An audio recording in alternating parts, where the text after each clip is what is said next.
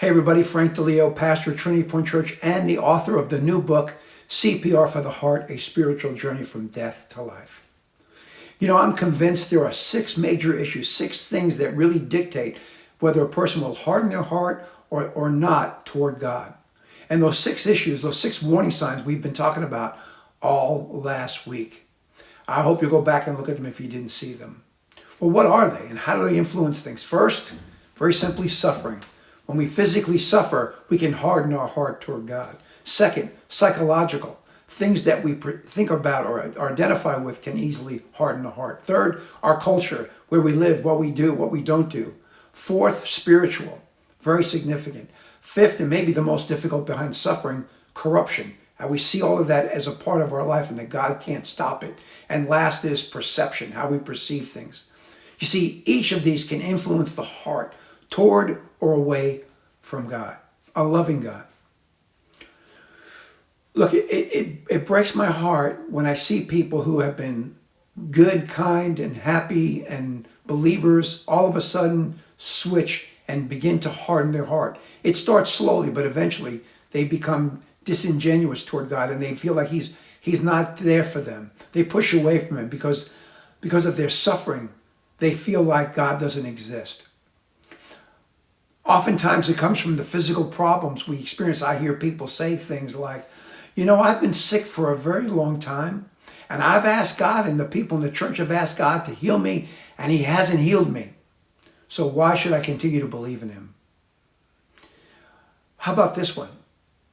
You know, my mom has been sick for a long time and I have been praying day and night on my knees, weeping that God would heal her. And she died anyway.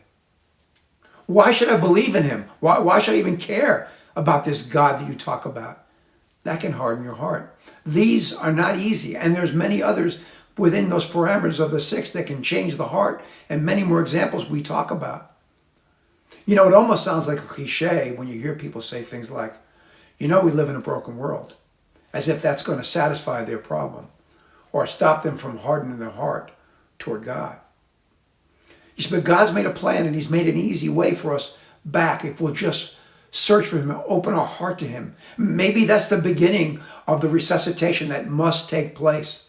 Is to have a serious conversation with God, to seek Him and to say to Him, show me, how do I know You're real? How do I return to You? Listen, please listen to me.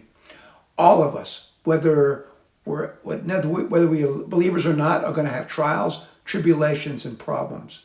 The question is, how do we see ourselves through those situations? How do we return to God? How do we soften our heart? Listen, the Father draws near to the lonely-hearted, but when we harden our hearts, we can't see Him or feel Him. That's what CPR for the Heart explores. How do we resuscitate that heart from hardness back to full love and compassion for a loving God who, by the way, has never stopped loving us? I hope you'll join us on this journey of exploration in discovering how to resuscitate the heart from a hard heart back to a loving relationship with our Father. CPR for the Heart, A Spiritual Journey from Death to Life, comes out in early February. I hope you'll stay tuned and connect with us and get the book and see how it can help you or anyone you love or anyone you know. God bless you. Have a great day.